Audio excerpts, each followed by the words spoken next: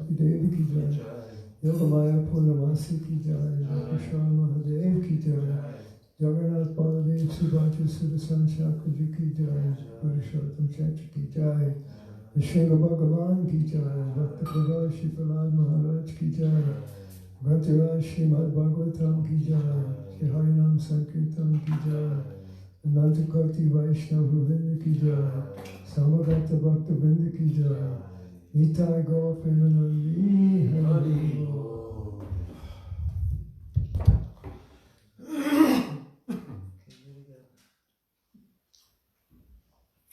Vandeham Shri Guru Shri Jutaha Padakamalam Shri Gurun Vaishnavamscha Shri Rupam Sagrajatam Sahagana Raghunathan Vitam Tam Sajivam Sadvaitam Savadhutam Parijana Sahitam Krishna Chaitanya Devam Shri Radha Krishna Padan Sahagana Lalita Shri Vishakhan Vitamscha Om Ajnana Timirandasya Jnananjana Shalakaya Chakshurun Militam Yena Tasmai Shri Gurave Namaha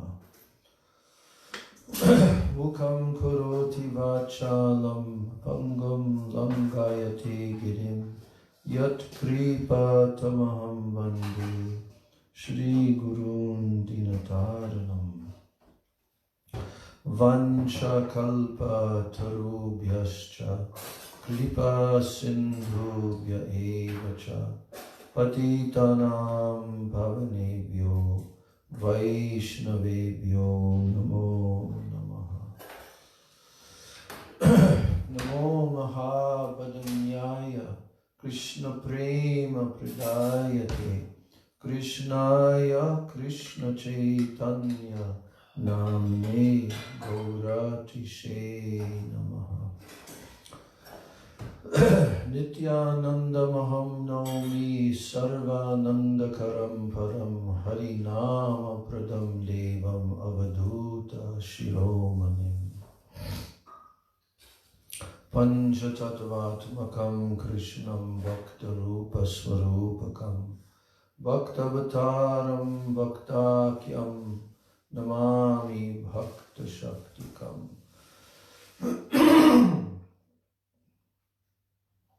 Ajanulambita Bhujao Kanakavadato Samkirtanaika Pitaro Kamalaya Taksho Vishwambharo Dvijavaro Jugadharma Palo Bande Jagat Priyakaro Karunavataro He Krishna Karuna Sindho Dina Bandho Jagatpate Gopesha Gopika Kanta Radha Kanta Namostute Tapta Kanchana Gaurangi Radhe Vrindavaneshwari Vrishabhanu Sute Devi Pranamami Hari Priye Jayatam Suruto Pangor Mama Mandamater Gati Matsarvasva Padambojo Radha Madana Mohano Divyad Vrindaranya Kalpadrumadha Srimad Ratanagar Singhasanasto Srimad Radha Srila Govinda Devo Preshtalibhi Sevyamano Smarami Shriman Rasarasarambhi Vam Shivata Tatakstitaha Karshanavenu Swanayir Gopir Gopinata Shriyestunaha Brindai Tulsi Devbai Priyai Keshavasya Cha Krishna Bhakti Prade Devi Satyavachai Namo Namaha Shri Krishna Chaitanya Prabhu Shri Advaita Gadadhar Shivasadi Gaura Bhakta Vrinda. Hare Krishna, Krishna Krishna, Hare Hare, Hare Rama, Rama Rama, Hare Hare. Hare Krishna, Krishna Krishna, Hare Hare, Hare Rama, Rama Rama, Hare Hare.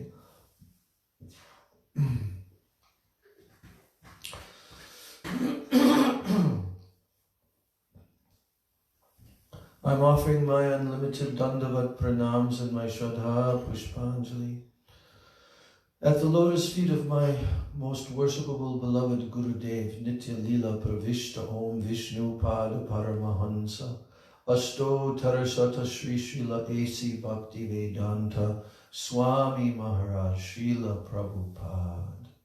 Then I'm offering my same unlimited Dandavat pranams and my Shraddha Pushpanjali at the lotus feet of my most worshipable beloved Siksha Gurudevs, Nitya Lila Pravishta Om Vishnu Pad Paramahansa, Ashtotarasata Sri Srila Bhakti Rakshak Sridhar Goswami Maharaj.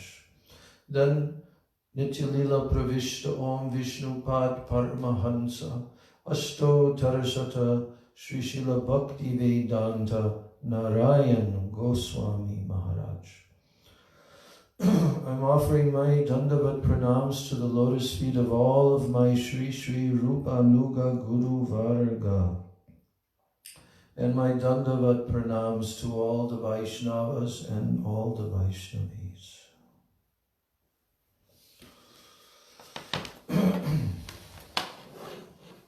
So now we're returning back to our study of the Nectar of Devotion. And we are beginning the second chapter.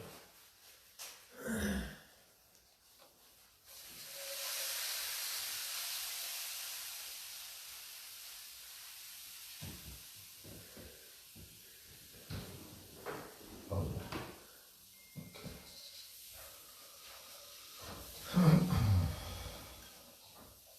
So, this is the second chapter of the Nectar of Devotion, which is called the first stages of devotion. First stages. So this is applying to who?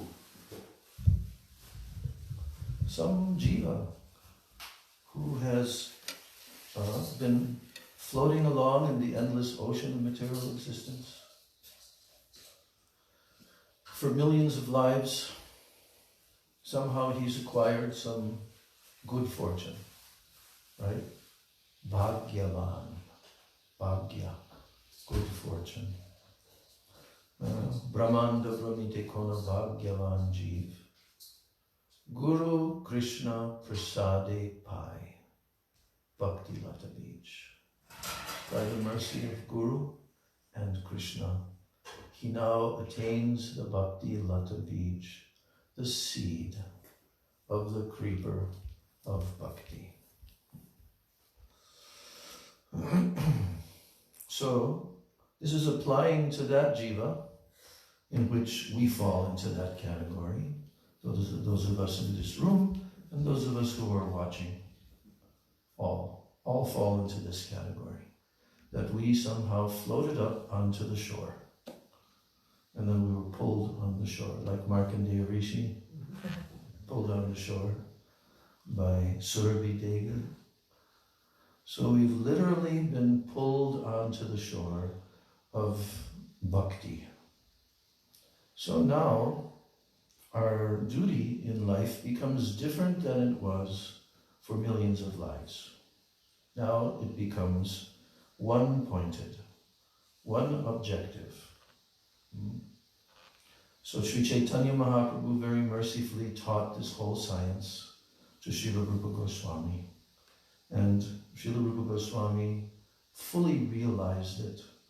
And as it says in the Sad Goswami Ashtakam, which you chanted today, Nana Shastra Vichara Naika Nipuno Sandharma Samstapako Lokanam Hitakarano Tribhuvane manyo sharanyakaro. Radha Krishna Padaravinda Bhajana Nandena Mataliko Pande Rupa Sanatano Raguyugo Sri Jiva Gopaliko.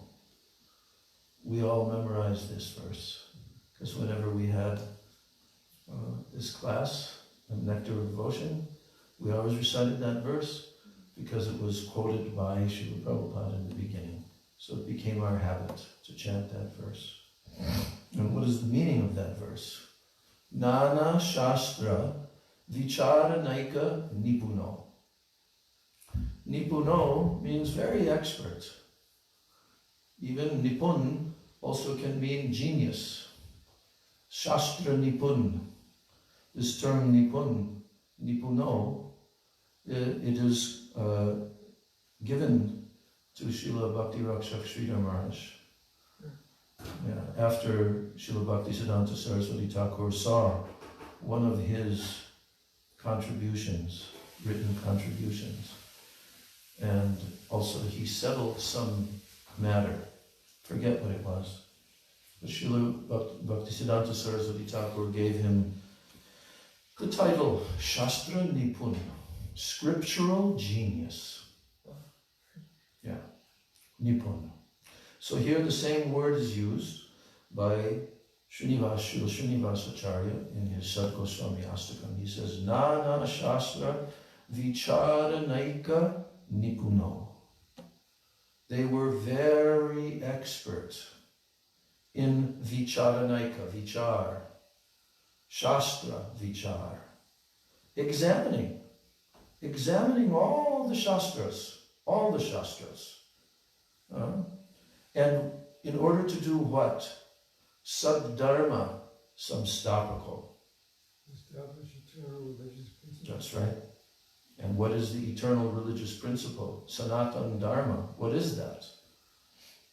Bhakti. Yes, it is devotional service, bhakti, to the Supreme Lord. That is the only eternal religion, Saddharma. Everything else is not in that category. It may be helpful towards that, but only bhakti is the Saddharma.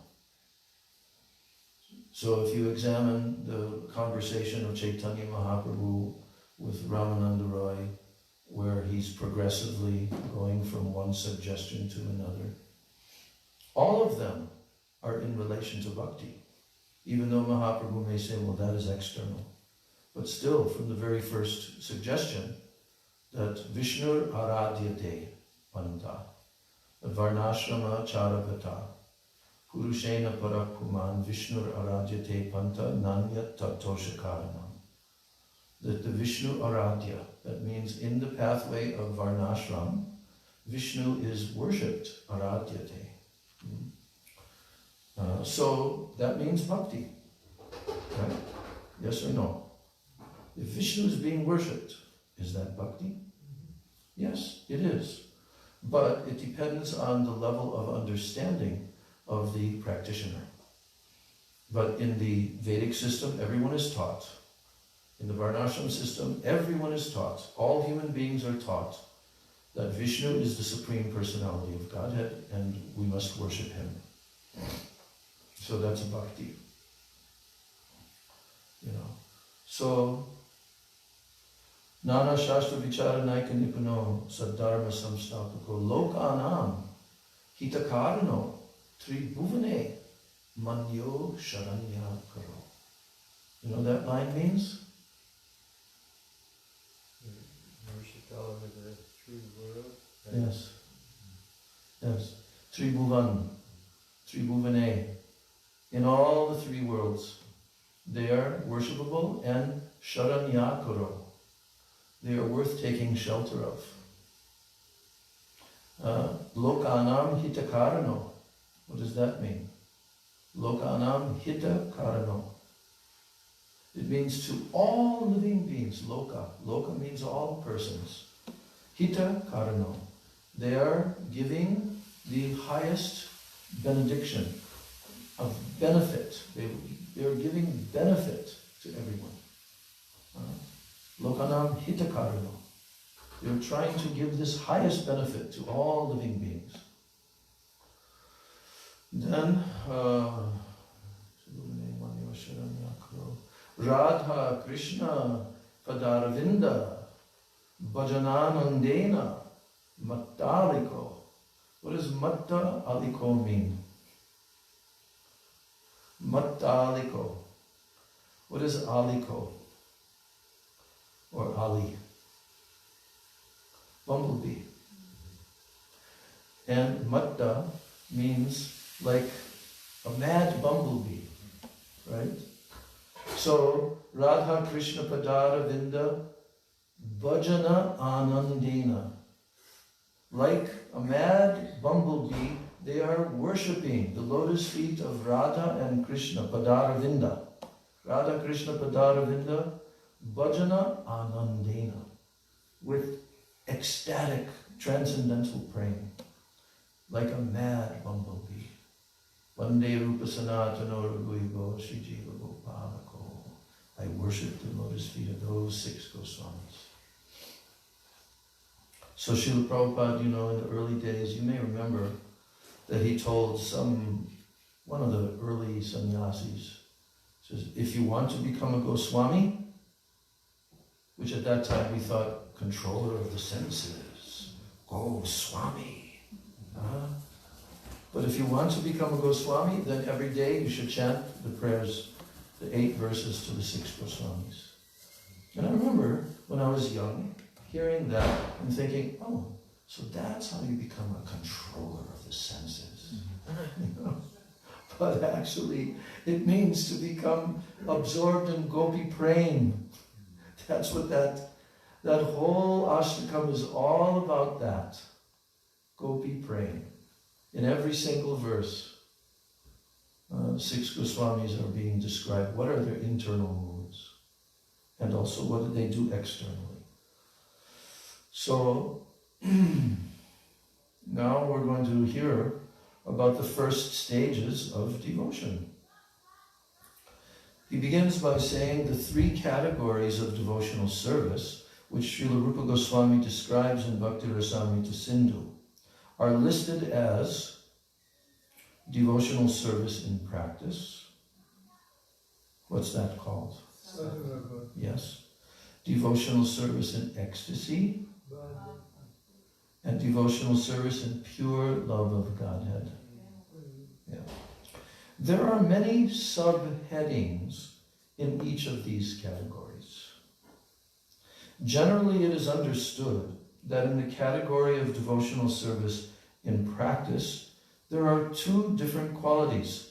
And this is, when I was reading this, a couple days ago, I was realizing, oh, I hadn't mentioned this when we were discussing the 6 characteristics of devotional service.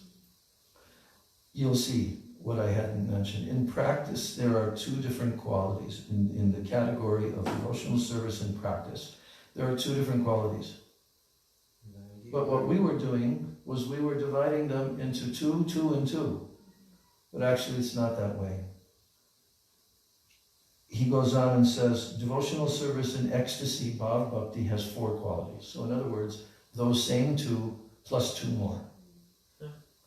And in devotional service in pure love of God, it has 6 qualities. Right? So these qualities will be explained by Rupa Goswami later on. In this connection, Srila Rupa Goswami suggests that the person eligible for Krishna consciousness or devotional service, he can't be classified by his particular taste. Important. By his taste.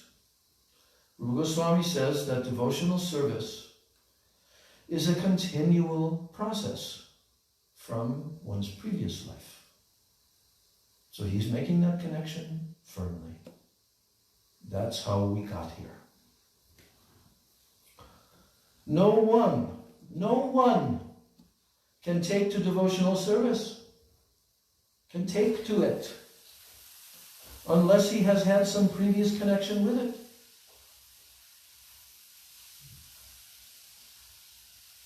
Is that true or not? Yes, this is fully true. That's why we should understand that the jivas who have particular taste, right, and are coming in this life to this pathway, those jivas have already had some connection in previous life. And it doesn't just mean hatha yoga or ashtanga yoga or this or that. Yeah, that's been there too. That's also been there for sure. But some connection with bhakti has already been there. Bhakti unmukha sukriti. What's that mean? What's sukriti mean? Pious activities developed in relation to Krishna consciousness. That's right.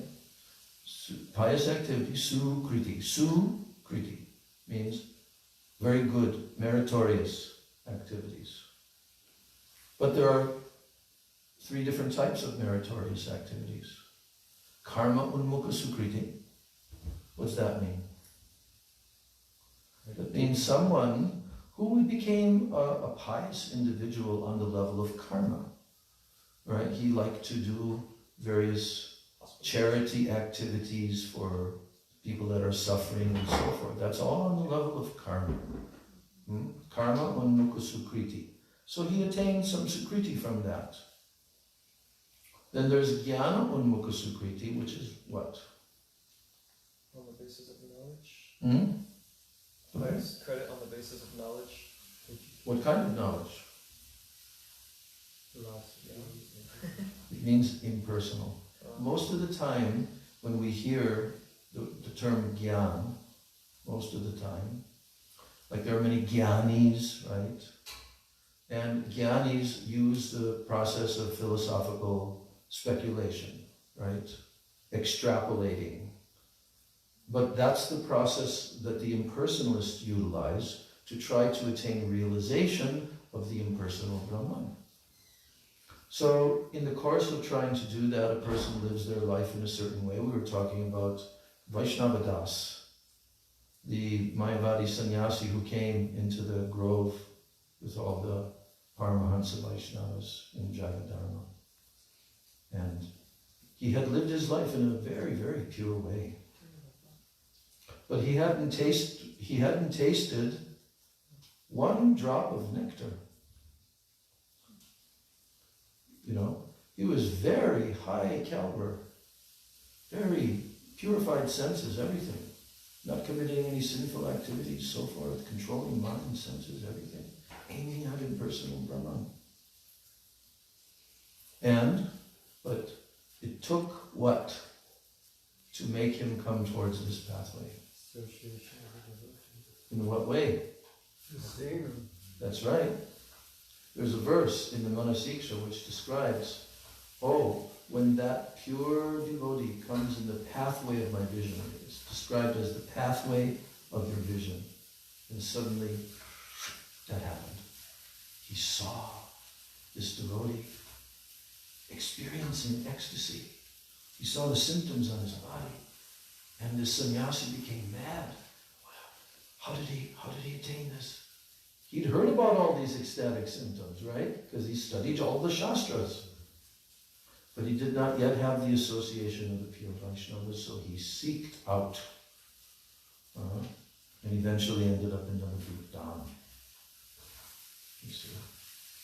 So, no one can take to devotional service unless he has had some previous connection with it. So the karma unmukha sukriti and jnana unmukha sukriti is not enough to bring you to devotional service. There must be bhakti unmukha sukriti. Now that bhakti unmukha sukriti is of 2 types. Yes. Gyata sukriti and agyata. Knowingly, unknowingly. So all the living entities, even trees, they can get this agyata sukriti by just simply being in the vicinity of where kirtan is taking place, right? Yes, the trees, they can all benefit. So anyone that comes to this path, we should note for certain by the authority of Srila Rupa Goswami that they've had some connection in the previous life, some connection with bhakti. So he goes on. For example, suppose in this life I practice devotional service to some extent, even though it is a little bit less volume. It was giving a lot of feedback. It kept ringing. Oh. So I was asking him to help fix it. Oh. But now it's not No, enough we're not volume. fixing it, Maharaj. I'm just making these low and then... Okay. So for example, suppose in this life I practice devotional service to some extent. In this life. Some extent. And even though it is not 100% perfectly performed, whatever I have done, it will not be lost. This is so important to understand. Krishna introduces this concept in the very first beginning of Bhagavad Gita, that this is permanent gain. So, in my next life, from the very point where I stop in this life, I shall begin again. And in this way, there is always a continuity. But even if there is no continuity, if only by chance a person takes interest in a pure devotee's instruction, he can be accepted and he can advance in devotional service. Anyway, for persons who have a natural taste for understanding books like Bhagavad Gita and Srimad Bhagavatam, for those persons who have a natural taste, then what? Devotional service is easier than for those who are simply accustomed to mental speculation and argumentative processes. It's easier. It's easier for persons that have more continuity from previous life to take to this. And that's where a very expert pure Vaishnava can determine that. He can see the symptoms in his disciples and so forth. But as Prabhupada told here, simply by coming in contact with the pure devotee, even if there's no previous life, that may also happen. It's by the arrangement of the Lord. May also happen. But they can take to the process and advance. So in the beginning of this paragraph, he said, Rupa Goswami suggests that the person eligible for Krishna consciousness or devotional service can be classified by his particular taste. So this is where that is determined, particular taste. And then he says at the end, those who have a natural taste for understanding books like Bhagavad Gita, Srimad Bhagavatam, devotional service is easier than for those who are simply accustomed to mental speculation and argumentative processes. So, to support this statement, there are many authoritative assertions. Jai Shri Radha Govinda Ki Jai. So, there are many authoritative assertions to support this statement. And who are these assertions coming from? The learned scholars of bygone ages. According to their general opinion, a person may become governed by certain convictions derived by his own arguments and decisions. So he becomes governed by those convictions. And then, another person who may be a greater logician, he will nullify these conclusions and he will establish another thesis. And in this way, the path of argument, it will never be safe or conclusive. Srimad Bhagavatam recommends, therefore, that one follow in the footsteps of the authorities. So here is a general description of devotional service given by Srila Rupa Goswami in his Bhakti Rasamrita Sindhu. Previously, it has been stated that devotional service can be divided into 3 categories, namely devotional service in practice, devotional service in ecstasy, and devotional service in pure love of God. Now, Srila Rupa Goswami proposes to describe devotional service in practice, sadhana bhakti. So, practice means employing our senses in some particular type of work. That's called practice. Therefore, devotional service in practice means utilizing our different sensory organs in service to Krishna. Very simple.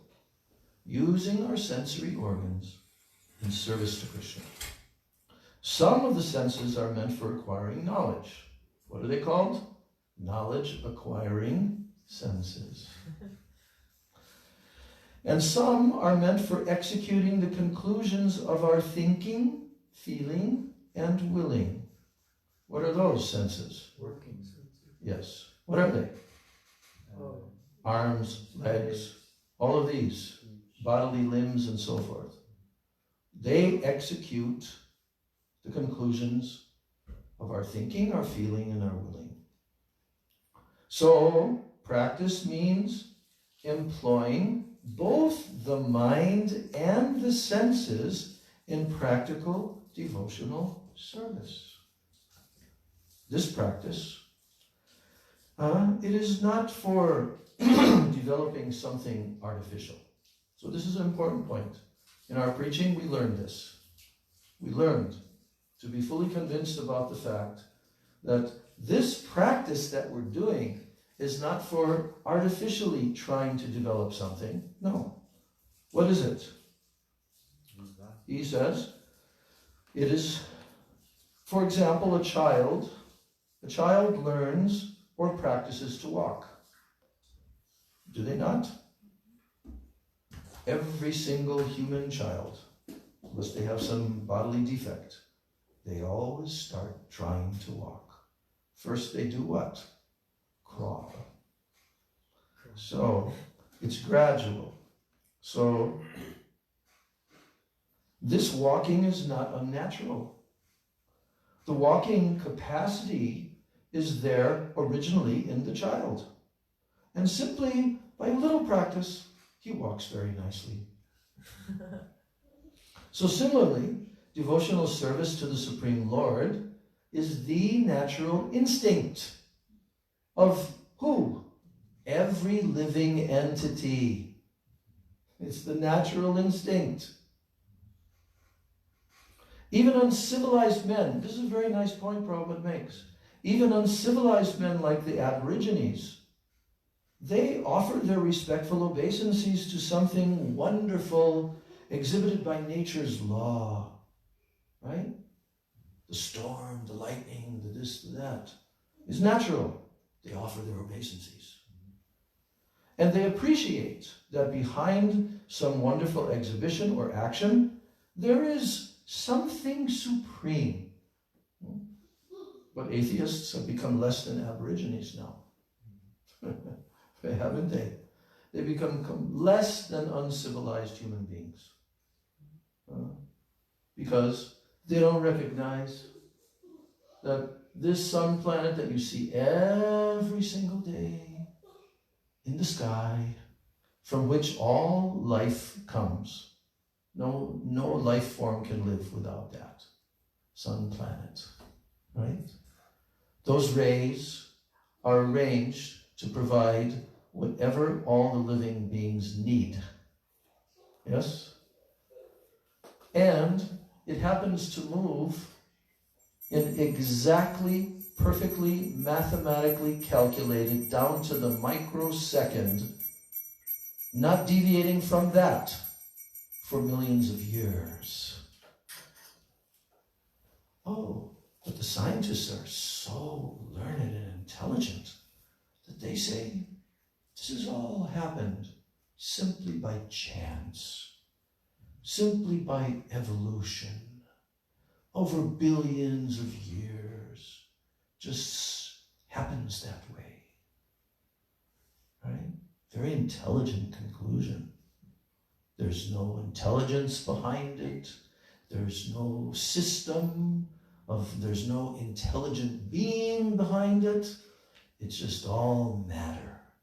Matter is acting independently and just doing all these amazing things, setting up an entire planetary ecosystem by which every living entity is maintained, gets its food, and it goes on for millions of years. No one has to do anything to it, but it's all happening by chance.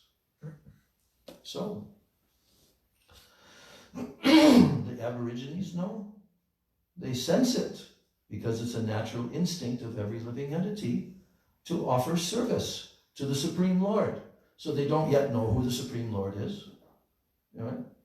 But they see nature, and nature is the closest thing to them. They've not been given the opportunity to hear any kind of actual spiritual true knowledge from Vedas, but they just sense it, that this nature is there's some supreme being. And if you look at any of the Aboriginal or ancient tribal people, even to this day, they all believe that there's some person behind it, right? Is that true or not? Yes, they do. They believe there's some person behind it. But everything has now become so impersonal by the demoniac society and the way that the demons have arranged everything, that they've taken the personalism out of the human beings. And they're subjected to such an impersonal kind of life. That's so much so that they have a little gadget that they have to have 24 hours around themselves to communicate with. They can't even communicate with the person who's sitting across at the dinner table, you see. Or if they're called to come to dinner in a family, they're up in their room with their little screens, and they have to be sent a message, a text message or something. Come now. And when they come, then they bring their phone, and they're not even interrelated. So it's called impersonalism, isn't it? That cannot satisfy the soul. Only personalism can satisfy the soul. Any human being can sense that, That's why they're craving personalism, community, interaction. And now they're trying to separate everyone from doing that. Put the mask on, lockdown, this, that. To force this out of the human being. That put them into such a suffering condition. And they have no control. So, enough on the socio-political. Yeah. Maharaj, I was thinking about this the other day when we were singing some of the Sharanagati bhajans, but I was thinking about it now with this description of sadhan bhakti. And Give her the mic. Yeah.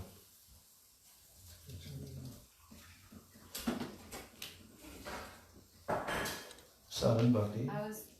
Sharanagati. Wondering, at what stage does Sharanagati really develop? Does it develop at the stage of Shraddha, Sadhisanga? Because we always hear Gurudev would say Sharanagati is the doorway of bhakti. Yeah. So at what stage does Sharanagati actually really begin to develop? At what stage? Yes. At what stage of... Sharanagati is the beginning of bhakti. Yes. It is the beginning. For example, anukulyasya sankalpa pratikulya vivarjana. Accepting what is favorable, rejecting what is unfavorable. These are the first two limbs of Sharanagati. So, those who are so fortunate to come in contact with Sadhu Guru Shastra, they learn, here are the favorable things, and they accept it.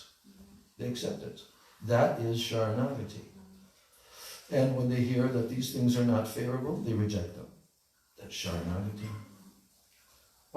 To consider that Krishna is my only protector.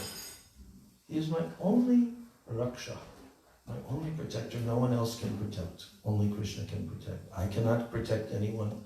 Only Krishna can protect. Whatever person is so-called protecting, it's arranged by Krishna. It's arranged by Krishna.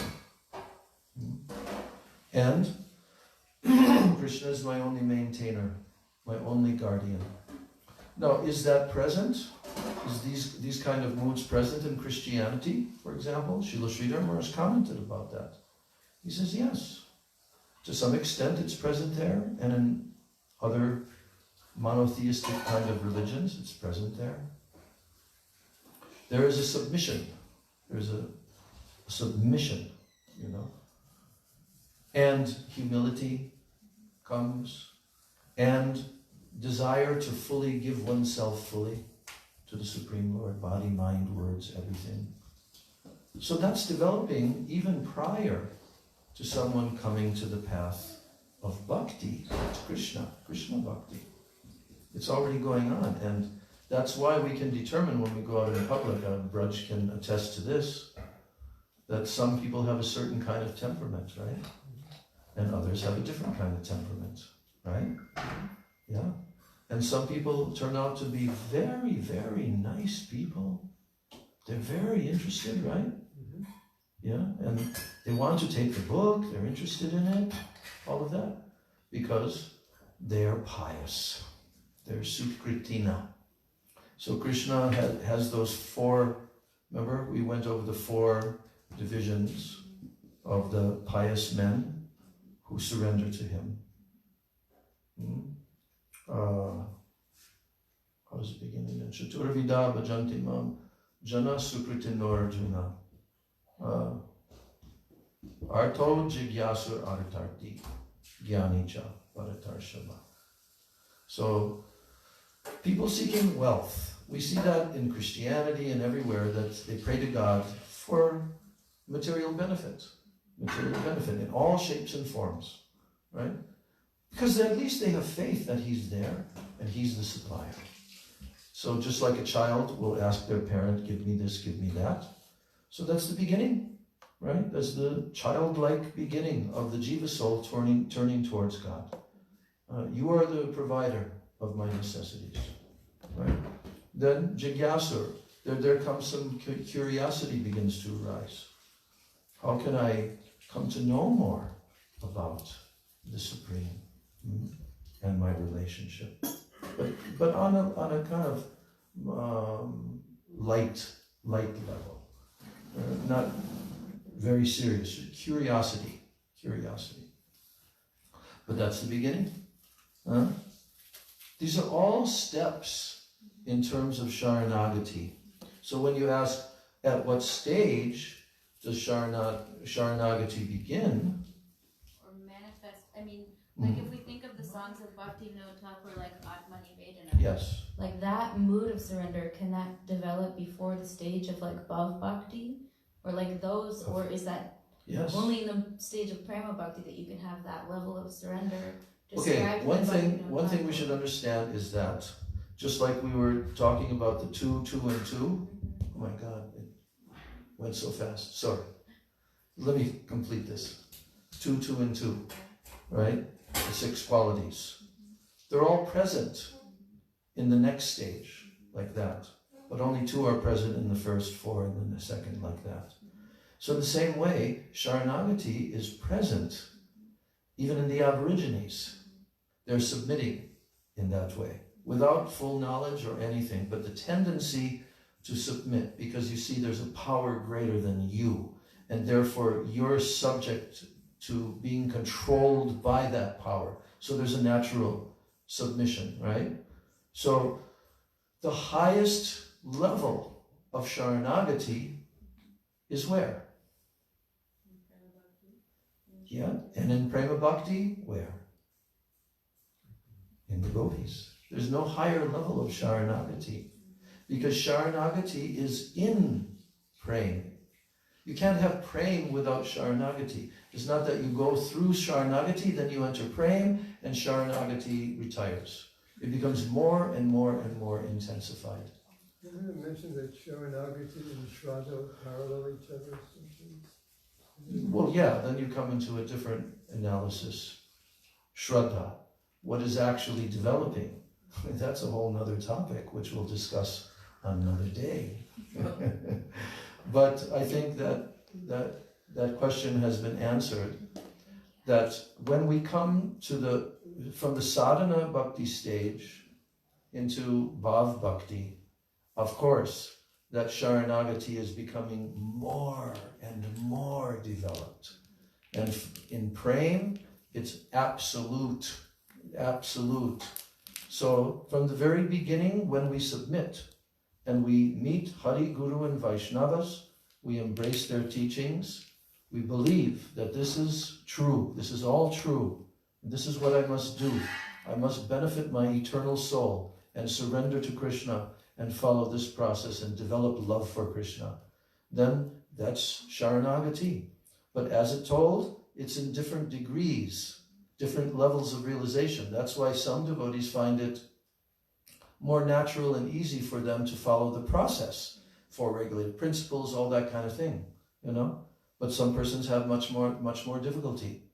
But nevertheless, each and every jiva, he will carry whatever he's done in this life to the next life, and gradually he'll come onto the actual pathway. So, Jai Srila Rupa Goswami Pada Ki Jai, Srila Prabhupada Ki Jai, Nectar